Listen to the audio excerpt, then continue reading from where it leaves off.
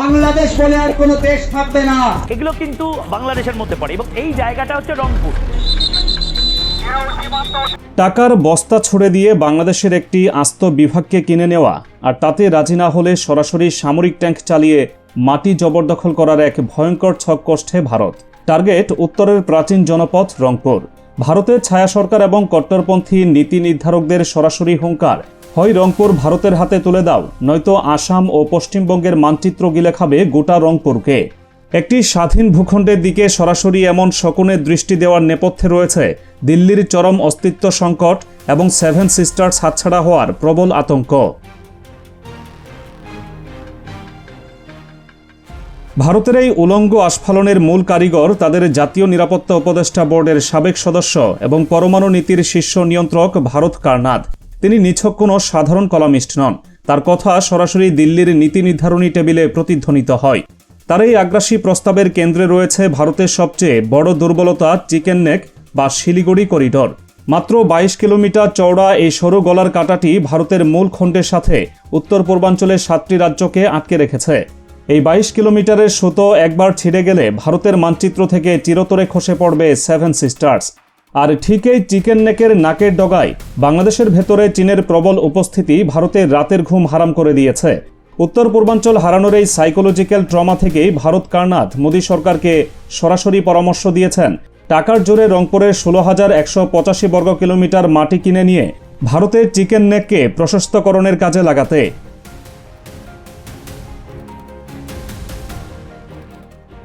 বাংলাদেশের ঘাড়ে থাকা $10,400 কোটি বিদেশি ঋণের সুযোগ নিতে চাইছে ভারত। কারনাদ অত্যন্ত নির্লজ্জভাবে প্রস্তাব দিয়েছেন 1 থেকে 2,000 কোটি ডলারের বিনিময়ে পুরো রংপুর বিভাগকে ভারতের হাতে তুলে দিতে।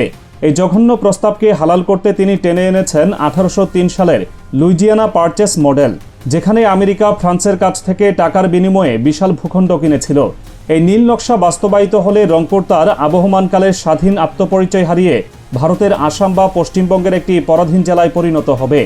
আসামের উগ্র হিন্দুত্ববাদী মুখ্যমন্ত্রী হিমন্ত বিশ্ব শর্মার মতো নেতারা দীর্ঘদিন ধরেই বাংলাদেশের ভূখণ্ড গ্রাস করে তাদের মানচিত্র বড় করার যে স্বপ্ন দেখছেন, কারনাদের এই প্রস্তাব সরাসরি এই এজেন্ডারই প্রাতিষ্ঠানিক রূপ। টাকার কাছে যদি বাংলাদেশ মাথা নত না করে, তবে ভারত কারনাদ সরাসরি সামরিক আগ্রাসনের যে রূপরেখা দিয়েছেন তা হিটলারের নাৎসি বাহিনীকেও হার মানায়। তার দ্বিতীয় প্রস্তাবে বলা হয়েছে বাংলাদেশের উপর জোরপূর্বক একটি সামরিক চুক্তি চাপিয়ে দেওয়া হবে, যার মূল শর্ত থাকবে চীনের সাথে বাংলাদেশের সব ধরনের সামরিক সম্পর্ক ছিন্ন করা। স্বাধীন বাংলাদেশ যদি দিল্লির এই দাসত্ব মেনে না নেয়, তবে বিনা নোটিশে ভারতীয় সেনাবাহিনী সরাসরি সীমান্ত পার হয়ে রংপুর জবরদখল করবে। আর এই আগ্রাসনের পরবর্তী ধাপ আরও ভয়ঙ্কর। রংপুরের 1.5 কোটি আদি বাসিন্দাকে তাদের পিতৃভূমি থেকে উচ্ছেদ করে জোরপূর্বক বাংলাদেশের মূল ভূখণ্ডে পোষণ করা হবে। আর বিনিময়ে বাংলাদেশের অন্যান্য অঞ্চলে থাকা হিন্দুদের এনে রংপুরে বসতি করতে বাধ্য করা হবে।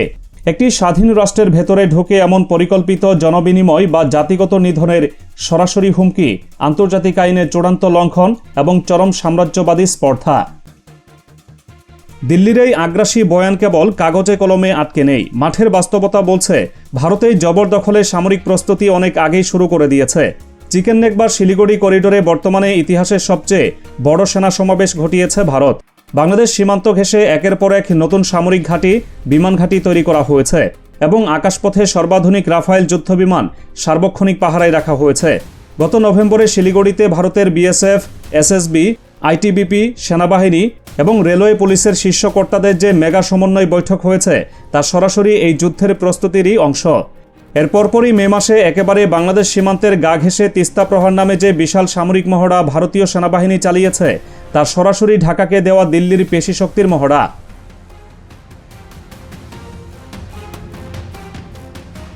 ভারতের এই পাগলাটি আচরণের পেছনে বারুদ হিসেবে কাজ করেছে বাংলাদেশের লালমনিরহাট।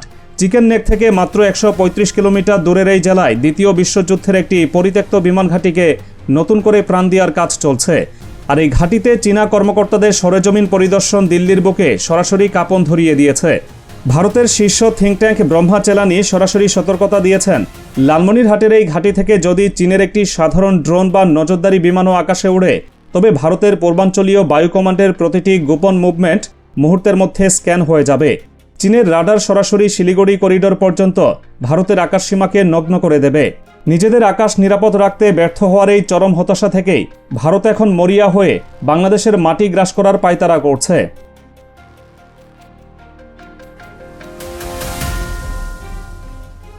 দিল্লির ইশারায় পশ্চিমবঙ্গের উগ্র রাজনৈতিক নেতারাও এখন বাংলাদেশের বিরুদ্ধে প্রকাশ্য যুদ্ধের ডাক দিচ্ছেন। মুখ্যমন্ত্রী শুভেন্দু অধিকারী বাংলাদেশ দখলের হুঙ্কার দিয়েছেন। তাদের স্পর্ধা এতটাই আকাশ ছুঁয়েছে যে তারা এখন প্রচার করছে বাংলাদেশের নাকি দুটি চিকেন নেক রয়েছে, উত্তরে রংপুর এবং দক্ষিণে ফেনী।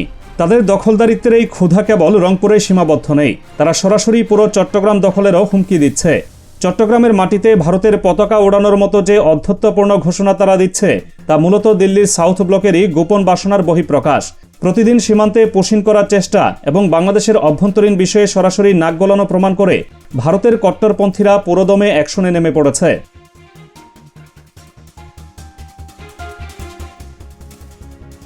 আন্তর্জাতিক কূটনীতির মঞ্চেও বাংলাদেশ এখন ভারতকে তাদের প্রকৃত আয়না দেখিয়ে দিয়েছে। অন্তর্বর্তীকালীন সরকারের সময় বেজিং সফরে ডক্টর ইউনুস অত্যন্ত সাবলীল অথচ কঠিন ভাষায় একটি ধ্রুব সত্য উচ্চারণ করেছিলেন। তিনি স্পষ্ট করে দিয়েছিলেন, ভারতের 7 সিস্টার্স সম্পূর্ণভাবে একটি অবরুদ্ধ অঞ্চল এবং একমাত্র বাংলাদেশই হল তাদের সমুদ্রে পৌঁছানোর লাইফ লাইন। এই বাক্য সে সময় ভারতের অহংকারে মারাত্মক আঘাত এনেছে। ভারত খুব ভালো করেই জানে, বাংলাদেশের মাটির উপর দিয়ে ট্রানজিট বা সমুদ্র বন্দর ব্যবহারের সুবিধা না পেলে তাদের পুরো উত্তর পূর্বাঞ্চল অর্থনৈতিক ও সামরিকভাবে পঙ্গু হয়ে ধুকে ধুকে মরবে। বাংলাদেশের এই আত্মবিশ্বাসী অবস্থানই মূলত ভারত কান্নারদের মতো লোকদের মাথা খারাপ করে দিয়েছে। বাংলাদেশ আর আগের মতো হাত গুটিয়ে বসে নেই। সামরিক দিক থেকে নিজেদের আকাশ এবং সীমানাকে নিশ্ছিদ্র করতে ঢাকা এখন অত্যন্ত আগ্রাসী এবং বহুমুখী প্রতিরক্ষা ব্যবস্থা গড়ে তুলছে। পাকিস্তান থেকে JF-17 থান্ডার যুদ্ধবিমান আনার যে পদক্ষেপ নেওয়া হচ্ছে তা ভারতের একচেটিয়া বিমান আধিপত্যের পথে বিশাল দেয়াল হয়ে দাঁড়িয়েছে। একই সাথে তুরস্কের মতো গ্লোবাল সামরিক পাওয়ার হাউস এখন বাংলাদেশের পাশে এসে দাঁড়িয়েছে। তুরস্কের অত্যাধুনিক ড্রোন প্রযুক্তি এবং সমরাস্ত্র বাংলাদেশের প্রতিরক্ষা কবচকে এমন এক দুর্ভেদ্য রূপ দিচ্ছে যা ভেদ করার সাহস খোদ ভারতীয় বাহিনীরও নেই।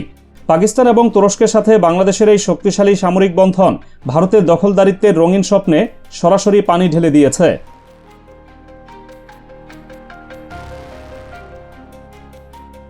ভারত কার্নাদ তার রক্তপিপাসু নিবন্ধের শেষে এক প্রকার আক্ষেপ করেই বলেছেন, বর্তমান মোদী সরকারের হয়তো এখনই সরাসরি রংপুর দখল করার মতো বুকের পাটা নেই, কিন্তু এই সাময়িক পিছুহটাকে হালকাভাবে নেওয়ার কোনো সুযোগ নেই। হুমকির এই ভয়ঙ্কর মানচিত্রটি অত্যন্ত বাস্তব এবং দিল্লির ড্রয়িং রুমে এটি প্রতিদিন আপডেট হচ্ছে। পশ্চিমবঙ্গের উগ্র নেতাদের আস্ফালন, সীমান্তে সামরিক মহড়া এবং মিডিয়া ট্রায়াল সবকিছুই একটি নির্দিষ্ট লক্ষ্যকে সামনে রেখে এগোচ্ছে। ভারতের একমাত্র উদ্দেশ্য হল বাংলাদেশের ভেতরে একটি কৃত্রিম অস্থিরতা তৈরি করা, যাতে সেই ধোঁয়াশাকে কাজে লাগিয়ে তারা আন্তর্জাতিক বিশ্বকে বোকা বানিয়ে সরাসরি সামরিক হস্তক্ষেপ করতে পারে। এই চরম বৈরী সমীকরণে বাংলাদেশের সামনে মেরুদণ্ড সোজা করে দাঁড়ানো ছাড়া দ্বিতীয় কোনো পথ নেই।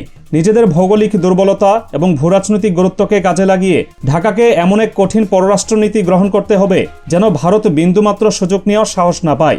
রংপুর কোনো শপিং মলের পণ্য নয় যে টাকার থলি ছুড়ে দিলেই তা বিক্রি হয়ে যাবে। এটি লাখো শহীদের রক্তে ভেজা স্বাধীন সার্বভৌম বাংলাদেশের অবিচ্ছেদ্য অংশ। দিল্লির এই জবরদখলের হুঙ্কারকে সরাসরি আন্তর্জাতিক মঞ্চে তুলে ধরে তাদের আগ্রাসী মুখোশ বিশ্বের সামনে উন্মোচন করতে হবে। দেশের প্রতিরক্ষা ব্যবস্থাকে এমন পর্যায়ে নিয়ে যেতে হবে যেন সীমান্তের দিকে চোখ তুলে তাকানোর আগেই আগ্রাসীদের পরিণতি ভয়াবহ হয়। পুরো বাংলাদেশকে আজ সীসাঢালা প্রাচীরের মতো একতাবদ্ধ থাকতে হবে, কারণ ভারত সুযোগের অপেক্ষায় ওৎ পেতে আছে, আর সেই সুযোগ তাদের এক চুল পরিমাণও দেওয়া যাবে না।